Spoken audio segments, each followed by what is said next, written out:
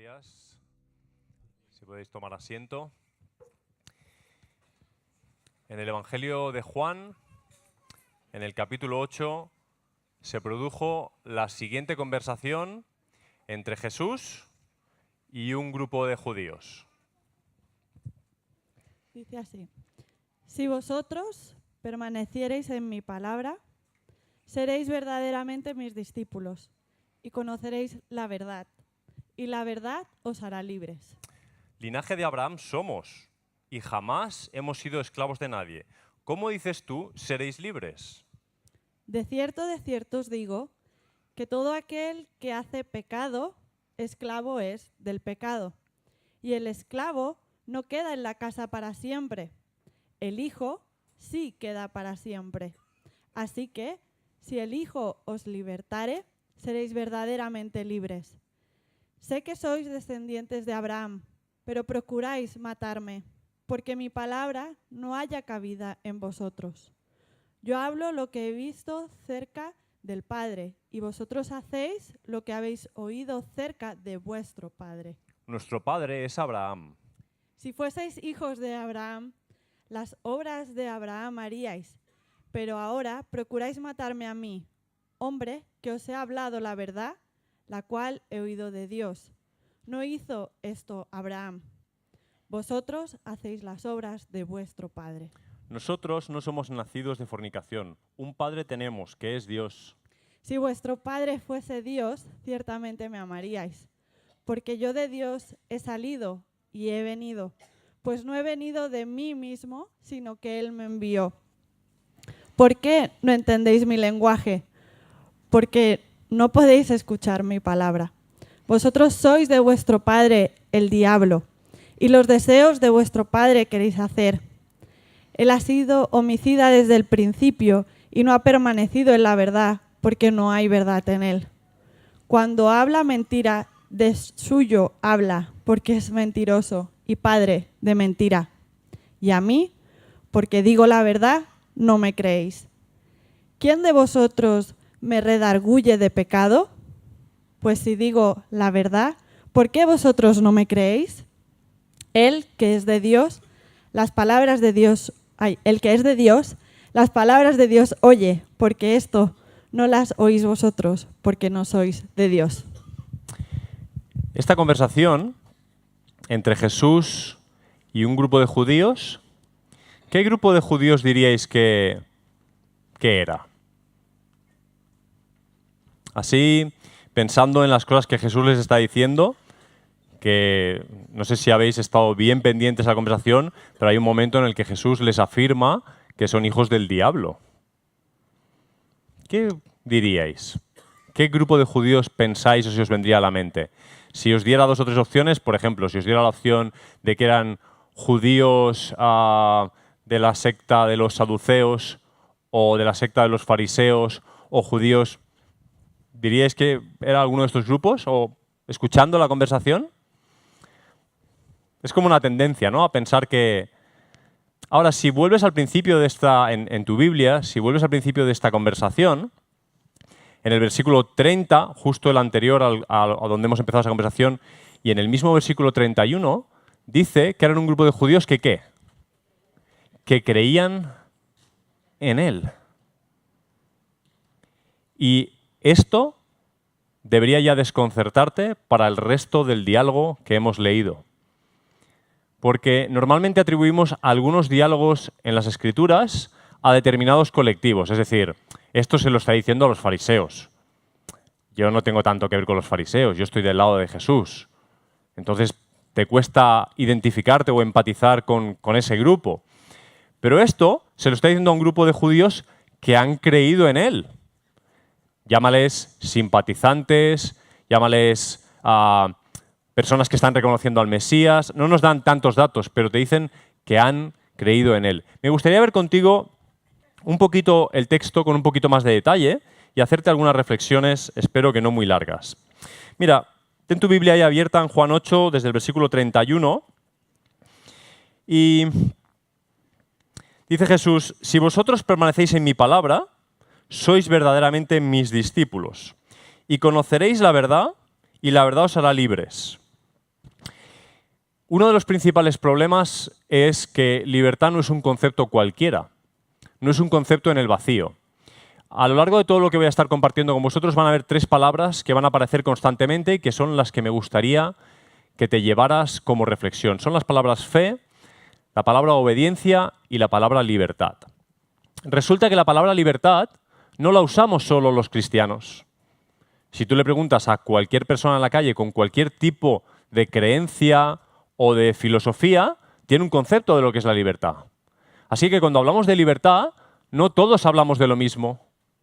Entonces, cuando ves estas frases que aparecen incluso como eslóganes en publicidades o en Twitter y en boca de personas que tienen cualquier tipo de creencia, frases como "la verdad os hará libres", tienes que entender que en su mente no hay exactamente lo mismo que en la mente de Jesús cuando dijo estas palabras.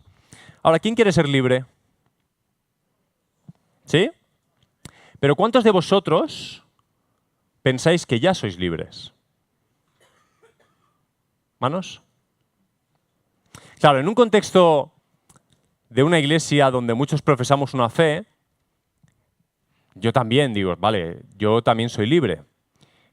Acabamos de cantar "Soy sano, soy libre", porque creemos en ello. Ahora, cuando digo creemos en ello, estamos hablando de una fe. Tenemos una fe en Jesús que nos lleva a tener convicciones en las cosas que Él dice, como por ejemplo, que somos sanos o que somos libres.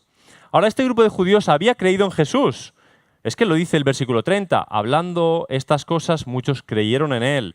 Decía entonces Jesús a los judíos que le habían creído. Somos libres. Mira, este grupo de judíos, en cuanto empieza a escuchar estos conceptos, le dice lo siguiente a Jesús. Somos del linaje de Abraham. Y esto en la boca de un judío tiene un montón de... Sería un hilo del que podríamos tirar por mucho rato. Pero básicamente estaban diciendo, nosotros somos aquellos que Dios ha elegido. Es decir, estamos en el lado correcto. Estamos en el lado correcto. ¿Cómo nos dices tú, Jesús, seréis libres? ¿Qué les está diciendo? Les está diciendo que no lo son. Entonces yo te pregunto a ti, ¿eres libre? Y muchos levantamos la mano, porque entendemos que en el Señor somos libres. Pero estos creyentes en Jesús no eran libres. Y yo no sé en qué lado estás tú de la historia. No sé en qué lado estás tú en esta conversación, si es que estás en algún lado, si tienes que ver algo con lo que Jesús dice o con lo que dicen estos judíos. Pero me gustaría por lo menos que te lo plantearas. Porque a veces el sistema de creencias que tenemos, aunque seamos cristianos, impide que Jesús pueda decirnos algo. Te voy a repetir esto. A veces las creencias que ya tienes, creencias que has pensado a lo mejor por años, creencias que vienen de tu conversación con otros cristianos, de lo que has oído en la iglesia, de lo que has meditado por ti mismo en las Escrituras, a veces esas creencias impiden que Jesús te pueda decir lo que quiere decirte. O que lo que Él dice sea comprendido correctamente. Puede que Jesús te diga la palabra libertad, pero tú entiendes la palabra libertad desde tu sistema de creencias, de cómo tú entiendes que es la libertad, pero si la palabra libertad está en boca de Jesús, ¿quién define la palabra libertad? Si Él dice, seréis libres, la libertad de la que puede estar hablando es la libertad que Él entiende, no la que tú y yo entendamos. Quizá necesitamos revisar lo que significa libertad para nosotros. Sigo diciendo algunas cosas más y espero que hacia el final esto vaya teniendo cierta coherencia para ti. Porque sigue, dice, somos linaje de Abraham, ¿cómo dices tú seréis libres? Y Jesús le responde, de cierto os digo que todo el que practica el pecado es esclavo del pecado. Es decir, les está dando una razón básica por la cual no son libres. Y esa razón sigue aplicando para nosotros por más que estemos en Cristo. Si practicamos el pecado, si estamos viviendo en el pecado, no somos libres. Somos esclavos. Y es bastante interesante la frase esta de que el esclavo no queda en la casa. Es decir, el esclavo tiene unas ciertas licencias en la casa, pero el hijo queda. El hijo es el dueño de la casa. es el que hereda la casa. Pero el esclavo es alguien que a lo mejor hace unos servicios en la casa por momentos, pasa por la casa, a lo mejor está en el jardín o en la cocina, pero no quedará en la casa si sigue siendo esclavo. Hay una clara diferencia entre los esclavos y los hijos. Sigue diciendo más cosas el texto. Así que, si el Hijo os liberta, seréis verdaderamente libres. Otro concepto que aparece mucho en ese texto es verdad. Verdad, verdaderamente. A veces decimos esta palabra como para enfatizar. Por ejemplo, te puedo decir, eres libre. Y si el contenido es correcto y tú lo crees en el Señor, no necesita más contenido a la frase. Pero a veces insistimos mucho con eres verdaderamente libre. Y lo decimos porque hay un falsamente libre. Existen conceptos con la palabra libertad que no son verdadera libertad. Hay gente que sale a las calles y reclama su derecho a la libertad desde un concepto completamente diferente al que Dios tiene en mente. Entonces, aunque ellos digan libre soy, no son libres. No es decir algo lo que lo produce. ¿Has entendido esta frase? No es decir algo lo que produce ese algo. A veces los cristianos tenemos algunas doctrinas mal entendidas. Por ejemplo, declaramos y decretamos un montón de cosas como si por el mero hecho de decirlas fueran a hacerse realidad. Pero las Escrituras son claras en que hay que decir y creer en el corazón. Y aún así hay muchas cosas que están totalmente fuera de tu control. Pero no solo por decretar cosas, es decir, decirlas, se crean. El que tiene ese poder es Dios, que dijo, sea la luz, y la luz se hizo. Él es el que tiene el poder de declarar lo que Él quiera, porque es auto todo. Es autosuficiente, autointeligente, todo. Él declara y se hace verdad. Pero los cristianos a veces nos arrogamos un derecho que le pertenece a Dios. Pero cuidado, no vayamos a estar diciendo que somos libres y creyendo que por el hecho de decirlo, lo somos. Cuidado, no vayamos a estar muy convencidos de cuán cristianos somos porque decimos, soy cristiano, y lo declaramos. Y aún lo declaramos en la calle donde nos humillan y creemos que por decirlo, a veces, lo somos más. Pero muchas veces eso solo es fruto de nuestra propia inseguridad, de nuestra falta de convicción. A veces es por otras razones. Pero el único que nos puede liberar es el Hijo. Si el Hijo os liberta, seréis verdaderamente libres. Y Jesús sigue diciendo, sé que sois hijos de Abraham. ¿Recuerdas que los judíos han dicho, somos del linaje de Abraham? Somos los buenos. Lee la historia del Antiguo Testamento. Le dice, sé que sois descendencia de Abraham, pero procuráis matarme porque mi palabra no tiene cabida en vosotros. Qué fuerte. Piensa en esto por un momento. Sé que sois del linaje de Abraham, pero procuráis matarme. Una vez prediqué aquí hace tiempo, hace años, una predicación que se llamaba Matar a Jesús. Matar a Jesús. Es un título muy agresivo, muy intenso, pero es que en el Nuevo Testamento te encuentras constantemente gente queriendo matar a Jesús, de forma física y directa. Pero es que hoy día, como no lo tenemos aquí físicamente con nosotros, nuestra única opción para matarlo es matarlo en el control o el dominio de él sobre su vida. Es decir, aquello que nos dijo Josué la semana pasada de que él sea el Señor de todo, ¿recordáis? Cuando intentamos evitar que él sea el Señor de todo, nos confrontamos con él y procuramos matarlo. Matar su control en mi vida, matar que él tenga la palabra que manda sobre mi vida. Dices, no, yo soy un buen cristiano. Yo no formo parte de este grupo. Fíjate que yo creo que algunos aquí sí forman parte de este grupo. Y aunque esta es una afirmación osada, pues la Biblia dice claramente que el trigo y la cizaña crecen juntos. ¿O no lo dice? ¿Soy yo quien para juzgar a cada uno en esta sala? No soy nadie. Para juzgar a nadie. Pablo decía, ni aún yo mismo me juzgo, porque puedo creer que estoy haciendo las cosas conforme a Dios y puedo estar equivocado. El punto aquí no es juzgar, el punto es ser conscientes de lo débiles que somos, de lo pecadores que seguimos siendo, de lo poco libres que seguimos siendo, que no es suficiente con cantarlo. La palabra de Dios tiene que hallar cabida en nosotros. Y si no es así, procuraremos matar a Jesús. No sé cómo, no sé cuál será tu estrategia. No sé si serás veneno, una daga, si será en la biblioteca o en la cocina, pero procurarás matarlo. Cuidado, porque la clave aquí es si la palabra tiene cabida en ti. Y Jesús dice, versículo 38, yo hablo lo que he visto en la presencia del Padre. Y vosotros hacéis también lo que oísteis del Padre. Y sabes, hay una cosa que la genética nos enseña y que la espiritualidad confirma. Es la siguiente. Tendemos a parecernos más a nuestros padres de lo que cuando somos adolescentes queremos.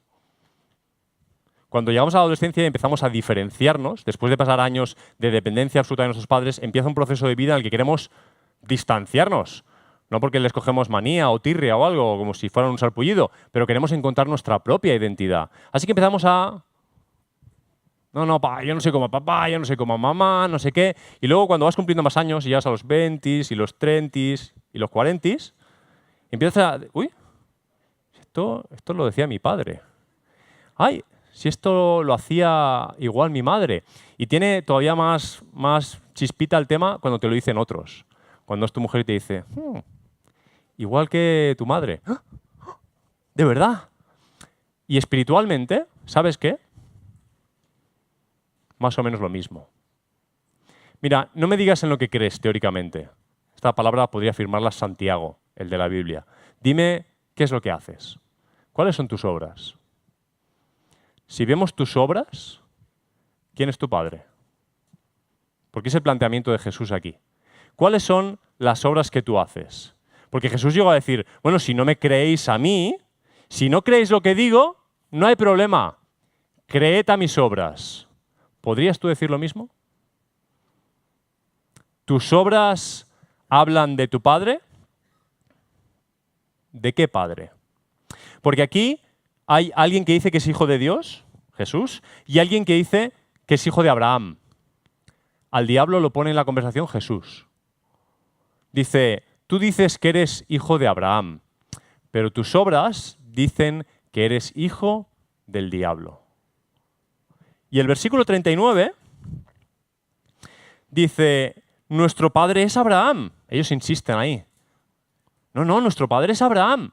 Nosotros no tenemos nada que ver con el diablo. Abraham es nuestro padre. Y Jesús les dice, si fuerais hijos de Abraham, ¿qué haríais?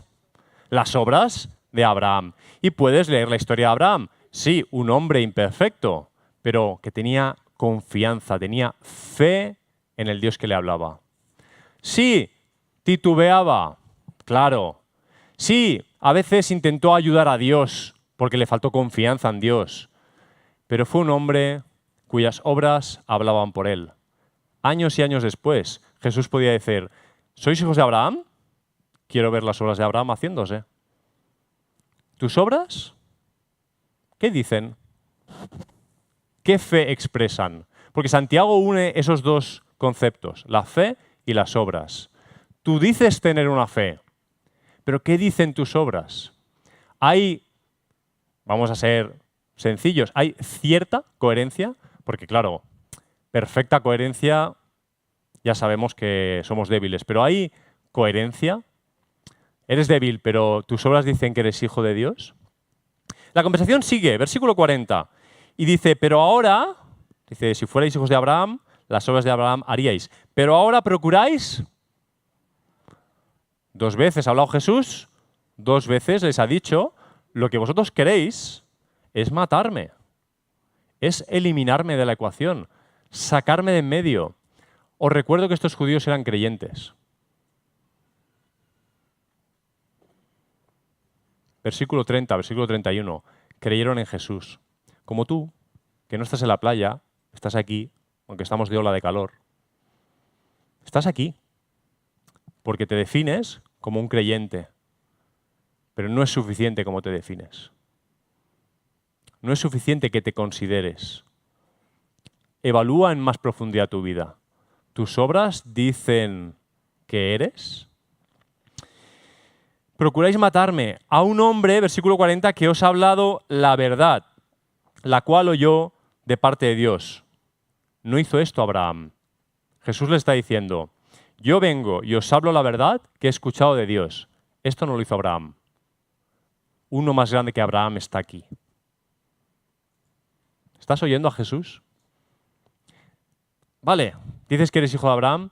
Abraham no escuchó a Dios de forma directa, no estuvo en su presencia como yo he estado en su presencia y todo lo que hablo es lo que he escuchado en la presencia de Dios. Eso es lo que yo os estoy diciendo. Jesús está diciendo, sin pelos en la lengua para quien quiera entenderlo, que Él es más que Abraham. ¿Lo estás entendiendo tú? ¿A qué te aferras? Claro, tú no te aferras a Abraham, pero ¿a qué te aferras? Vosotros, versículo 41, y va a insistir, hacéis las obras de vuestro padre.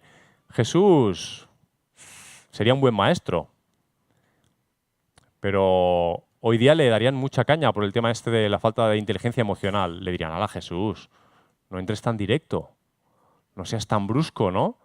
Hay que... Yo creo que hay diversos tipos de inteligencia emocional. Hay que leer a las personas. A veces las personas necesitan que se les digan las cosas de forma directa. A veces no, a veces necesitan tiempo y reflexión de otra manera. Pero Jesús, por segunda vez, les dice, hacéis las obras de vuestro Padre. ¿Sabes cómo reacciona esta gente? ¿Cómo reacciona cuando pinchas fuerte a alguien? ¿Cómo suelen reaccionar la gente cuando tú pinchas y pinchas un poquito? Porque Jesús está pinchando, no lo vamos a negar. ¿Cómo reacciona alguien cuando tú le pinchas y le pinchas y le pinchas? Cuando al final salta, una cosa clásica es insultar. Y estamos en España, que somos artistas. Pecado nacional. Algún día haremos todo ya me tiro a la piscina, aquí lo digo. Algún día vamos a hacer una serie de predicaciones sobre la boquita, porque en este país nos hace mucha falta. Que somos... Por aquí nos perdemos. Pero tema para otro día. Esta gente, cuando Jesús pincha y pincha, le falta respeto, le insulta. Nosotros no somos nacidos de fornicación. ¿Sabes qué le están diciendo? En mi colegio, de pequeño, decían hijo de... Pero es eso lo que le están diciendo. Básicamente, tu madre es una fornicadora. ¿Quién es tu madre? María, ¿no? ¿Y tu padre, Jesús? ¿Te has preguntado alguna vez cómo respondía Jesús a estas cuestiones? ¿En su infancia? ¿Cuando fue adolescente? Cuando le decían, eres un hijo de fornicación. Pues es que se lo decían. Se lo están diciendo, ¿lo ves? ¿Qué podía decir? Bueno, José es mi padre, ¿no? ¿Cómo se lo contarían sus padres? No sé. Pero le insultan, le faltan al respeto. Un solo padre tenemos, Dios. Fíjate en la misma frase. ¿Recuerdas a Santiago, otra vez? La fuente de agua dulce y amarga. En la misma frase, señores. Hijo de fornicación, solo tenemos un padre, Dios. ¿Estás oyendo la frase? Yo te maldigo y eres lo peor pero soy cristiano. Lo importante es decirlo, ¿sabes? Si dices yo soy cristiano, entonces quedas justificado delante de Dios. ¿De verdad? ¿Vamos a seguir jugando ese juego de si digo, si hago tal cosa, si, entonces ya lo soy? ¿O son nuestras obras las que van a definir quién es nuestro Padre? ¿Cuáles son nuestras obras? ¿Cuáles son nuestras obras? Jesús les dijo, si Dios fuera vuestro Padre, antes decían, Abraham es nuestro Padre, y le decía, si fuerais hijos de Abraham, ahora dicen, somos hijos de Dios. Si fuerais hijos de Dios, le va a decir, versículo 22, ciertamente me amaríais. Y 3 veces habéis tenido la palabra en la boca. En la tercera ya me estáis insultando. Y aparte, me queréis matar. ¿Cómo podéis decir que sois hijos de Dios cuando vuestro propósito es matarme? ¿De verdad casa? Y tú dices, no, está claro que el cristianismo y el asesinato no casan. Pero ¿y el robo? ¿El robo y el cristianismo casan bien? ¿Y la falta de respeto? Vamos bajando el nivel, ¿no? Que es otra cosa, ¿no? La falta de respeto casa con el cristianismo. Puedes faltar al respeto y luego decir, pero mi Padre es Dios. Puedes simplemente ignorar a alguien. ¿Es posible ignorar a las personas y ser cristiano? Piénsalo por un momento. El buen samaritano, básicamente lo que hizo fue no ignorar a una persona que estaba en necesidad. ¿Vamos a seguir diciendo y llenándonos la boca de somos cristianos, somos evangélicos, sin una vida que lo corrobore? ¿Vamos a empezar a mirar nuestra vida de una forma distinta? ¿Vamos a analizar cuáles son nuestras obras? Si fuera Dios vuestro Padre me amaríais, porque yo procedo y he venido de Dios. No he venido de mí mismo, sino el que me envió. ¿Por qué no entendéis mi lenguaje? Porque no podéis oír mi palabra. Y cuando dice oír mi palabra en esta versión, oír no se trata de que tuvieran un problema auditivo. No es que fueran sordos. Lo que les está diciendo Jesús es, no entendéis lo que digo. No lo captáis. Y aquí, en la iglesia, oímos muchas predicaciones. Así que físicamente oímos la palabra de Jesús. La cuestión es si la oímos en esta acepción, si la estamos entendiendo. Y si la creencia en esa palabra está produciendo una obediencia que muestra unas obras que nos hace libres. No, un momento, las obras no son lo que te hacen libre. No, es el Hijo. El Hijo es el que te hace libre. Pero el que tiene al Hijo entiende sus palabras.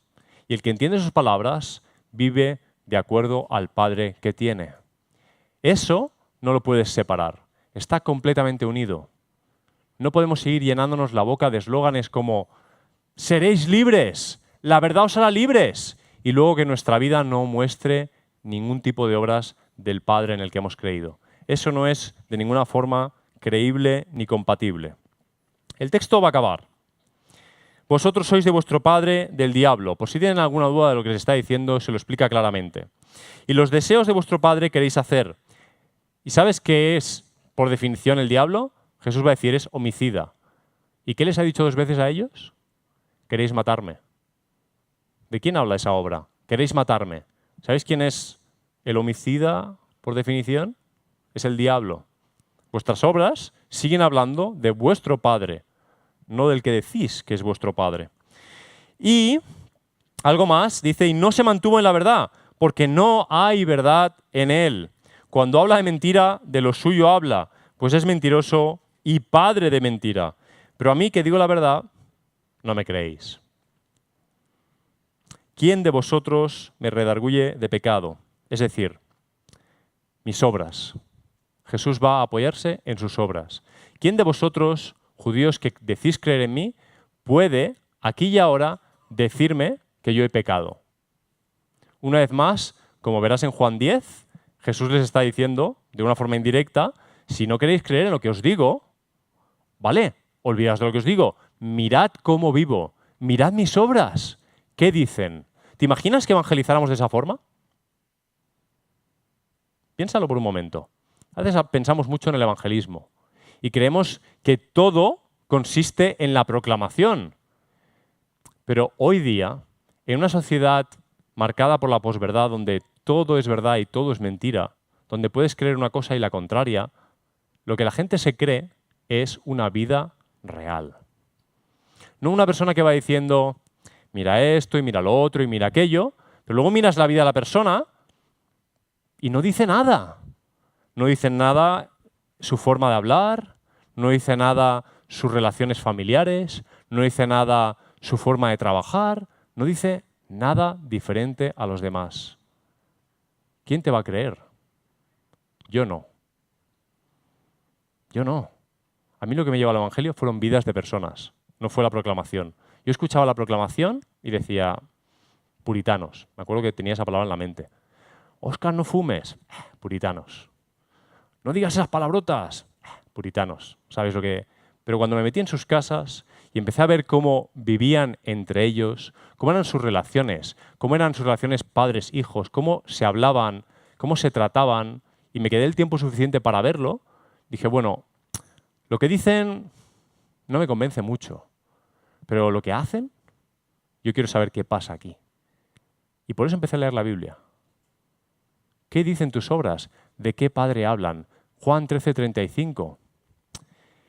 Realmente el mundo va a saber que hay un Padre en el amor que nos tenemos los unos a los otros. Para mí, ese es el mejor evangelismo que existe. El mejor evangelismo. Que la gente nos mire y vea verdadero amor entre nosotros.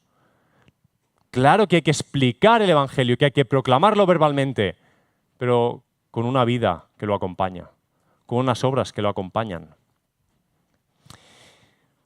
El que es de Dios oye las palabras de Dios. Por esto no oís vosotros, porque no sois de Dios. Mira, desde este texto, no podía decirte las cosas que te voy a decir ahora sin que viéramos el texto apropiadamente. Quiero decirte algunas cosas sobre fe, obediencia y libertad. Lo primero, fe. Se irán mezclando. Y espero que cuando te esté diciendo estas cosas pienses en tu fe, en tu creencia, porque va para ti. No predicamos al aire, nos predicamos el Evangelio a nosotros mismos que lo necesitamos. Mira, todo el mundo tiene fe. Los cristianos tenemos fe. Los musulmanes tienen fe. Los ateos tienen fe. Y los agnósticos tienen fe. Todos tenemos alguna fe. Todos creemos y confiamos en algo o en alguien. Puede ser que confíes en Dios o en un falso Dios o en la ciencia o en ti mismo o en quien tú quieras. Pero todo el mundo tiene fe. Tenemos que dejar de separar a las personas entre los que tienen fe y los que no tienen fe.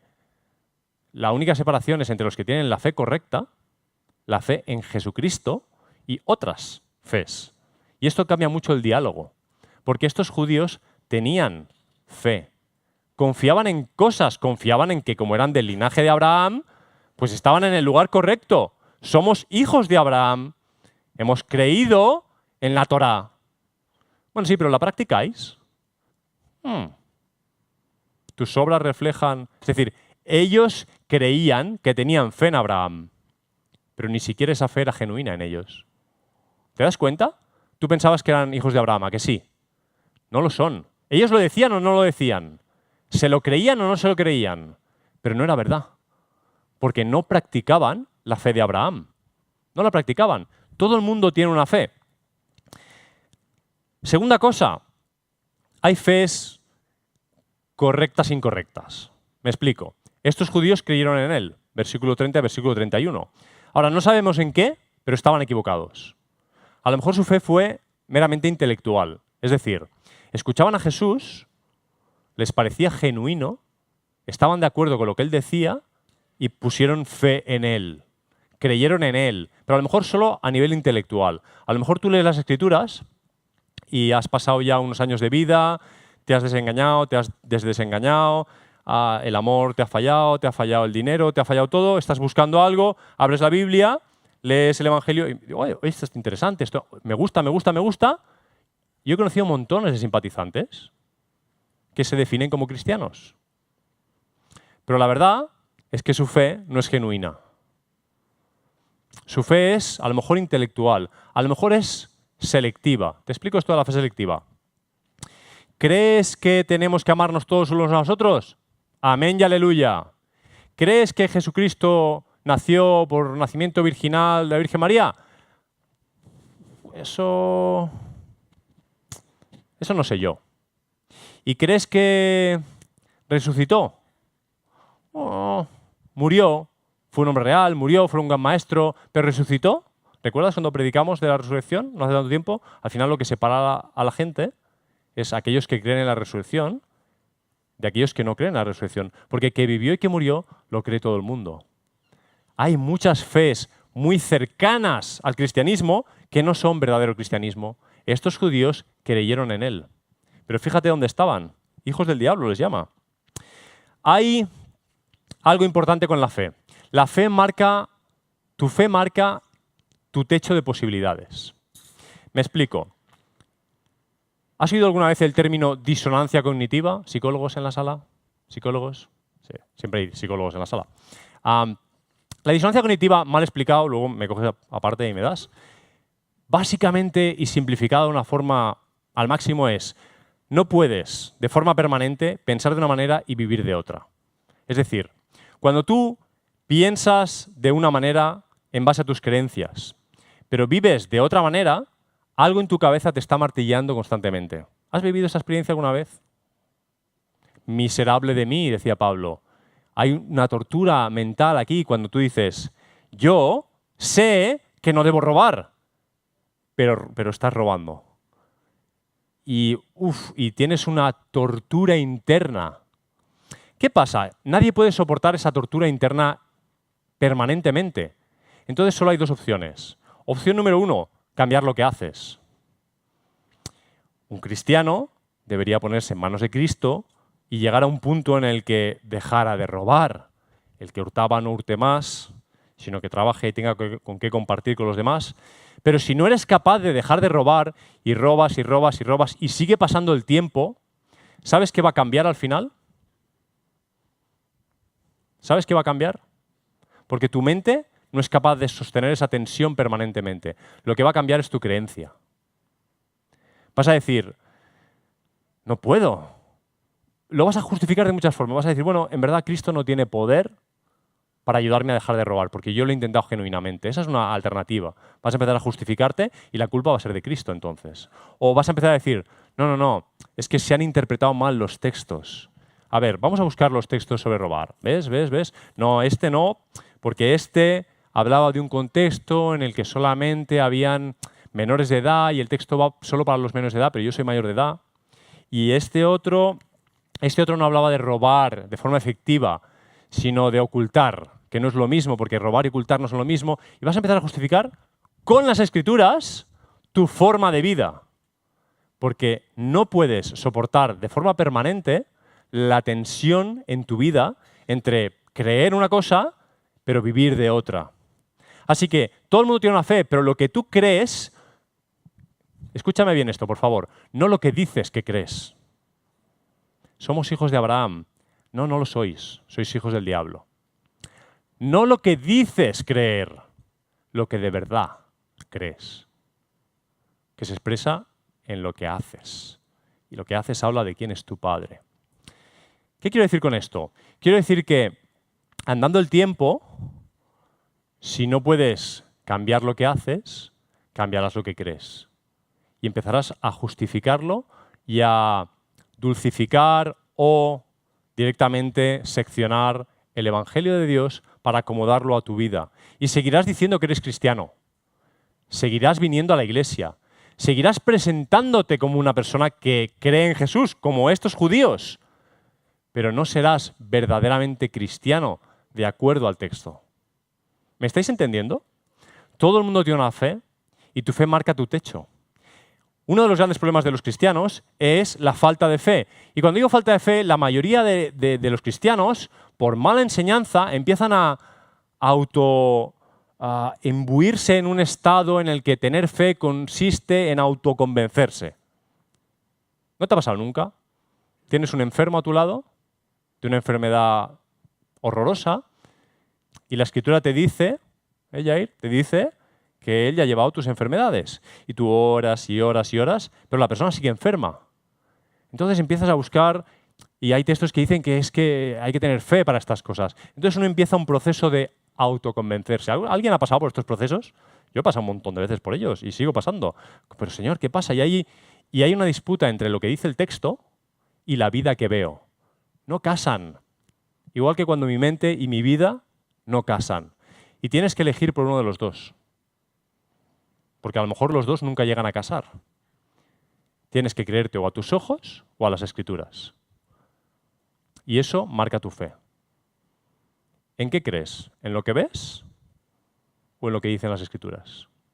Tu fe marca el techo de tus posibilidades. Y la fe verdadera se fundamenta solo en lo que dice este texto entre los versículos 31 y 32. Si vosotros permanecéis en mi palabra, sois verdaderamente mis discípulos y conoceréis la verdad, y la verdad os hará libres. La verdad no es una serie de doctrinas, no es un concepto, no es algo que podamos estudiar en la escuela bíblica como diciendo, mira, estas son las 15 verdades del cristianismo, si las crees tienes la fe correcta. La única fe correcta es la fe en la persona, que es la verdad. La verdad no es una filosofía, no es una historia. La verdad es la persona de Jesucristo. Por eso, tienes que creerte a Jesucristo completo. Por eso no puedes diseccionar la verdad, como diciendo, esto que dice Jesús, sí, pero esto que dice Jesús, no. Si dices no a lo que dice Jesús, no crees a Jesús. Como dijo Josué la semana pasada, si cuando estás de acuerdo con Dios, obedeces a Dios, pero cuando no estás de acuerdo con Dios, no obedeces a Dios, sino a ti mismo, el único Dios que existe en tu vida eres tú, que es con el que estás de acuerdo el 100% de las ocasiones. Y es el que marca tus obras, y es el que dice quién es tu padre, tú mismo. Y cuando digo tú mismo, digo el diablo. Oh, ¡qué fuerte! Si no eran hijos de Abraham, para Jesús eran hijos del diablo. Sé que suena fuerte, pero si no eres hijo de Dios, léete Efesios capítulo 2. Hijos de desobediencia. No quiero que nadie salga engañado. O somos hijos de Dios o no lo somos. Ahora, sobre la fe te he dicho varias cosas. Sobre la obediencia te acabo de decir una también. Y sobre la libertad, decirte que la libertad está fundamentada en la verdad que conoceréis si permanecéis en la palabra. Te lo acabo de decir hacia atrás. ¿Te das cuenta? Decimos libertad en la verdad, y nos agarramos, por ejemplo, a las doctrinas. Las doctrinas correctas nos van a libertar. En cierta manera, si son doctrinas que nacen de la persona de Jesús, sí. Y no me parece casualidad que el Nuevo Testamento le llame sana doctrina. Es doctrina que te sana. Cuando tú ves gente peleando por doctrina, yo no sé si eso sana mucho. Sacando el puñal por defender a Calvino. La sana doctrina es una doctrina que sana tu vida. No son ideas. Te trae sanidad a tu espíritu, trae sanidad a tu mente, a tu vida, a tu conducta, a tu pensamiento. Te sana. Es un proceso, pero es un proceso sano que liberta. Y la verdad es Jesucristo, no un conjunto de ideas. Quiero acabar con 3 repeticiones de este texto que están en los versículos 37, 43 y 47. Porque te has fijado ya que todo el texto va soltando hay como grandes temas, ¿no? Libertad, verdad, la fe y la obediencia, que si queréis matar a Jesús, que si Abraham, que es el diablo. Pero hay una que lo marca todo. Dice Jesús en el versículo 31, si permanecierais en mi palabra. Ahora, cuando esta gente muestra otra fe, la respuesta que da Jesús, versículo 37, es: mi palabra no tiene cabida en vosotros. O sea, el problema de estas personas está en la palabra de Jesús. El problema de la falta de fe de estas personas está en falta de confianza en lo que Jesús dice.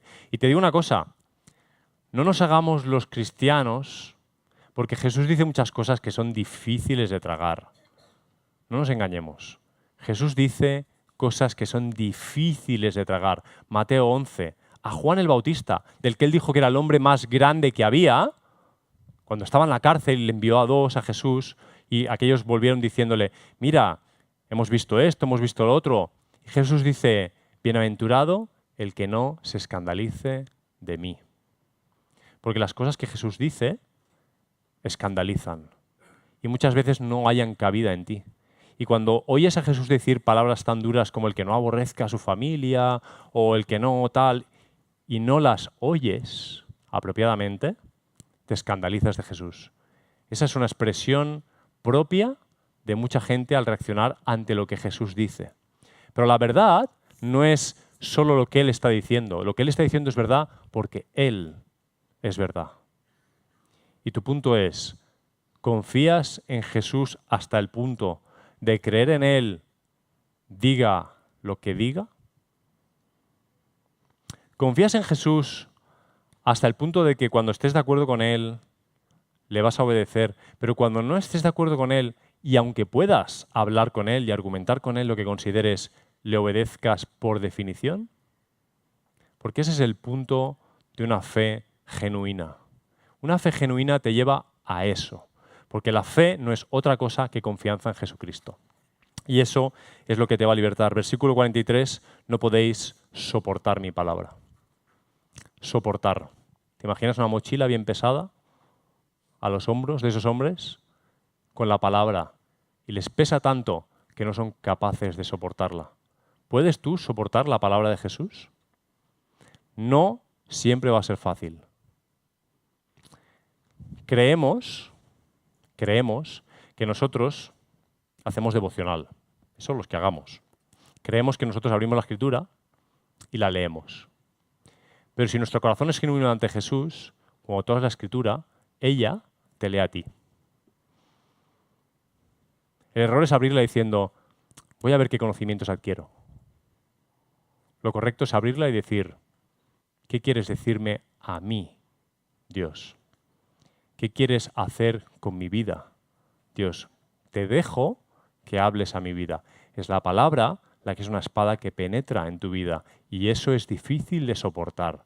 Y si no te cuesta soportar la palabra a veces, no sé qué Biblia estás leyendo. Pero la fe genuina lleva obediencia genuina y libera si somos capaces de soportar la palabra de Dios.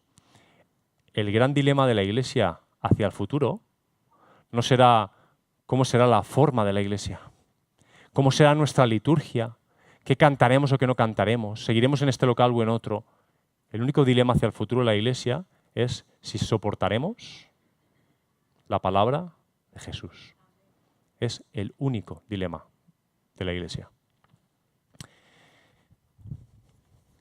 Vamos a celebrar a continuación la Cena del Señor y quiero invitarte, voy a invitar a Miguel a pasar aquí, quiero invitarte a hacer una reflexión personal sobre tu relación con la palabra de Dios. Y me gustaría que fueras un poquito más allá de la superficie, es decir, leo la Biblia más o menos. La leo cada día sí o no, la leo cada 3 días. A veces nos quedamos en un sentimiento de culpa ya solo porque no estamos tomando el tiempo correcto. Vale, pero ve un poquito más allá. El planteamiento ¿es esta la norma de mi vida? ¿Es lo que va a marcar mi vida? ¿Voy a hacer lo que Jesús me diga que haga? ¿Voy a dejar de hacer lo que Jesús me diga que deje de hacer? Ese es el planteamiento que os propongo cuando nos vamos a acercar a la mesa. Miguel.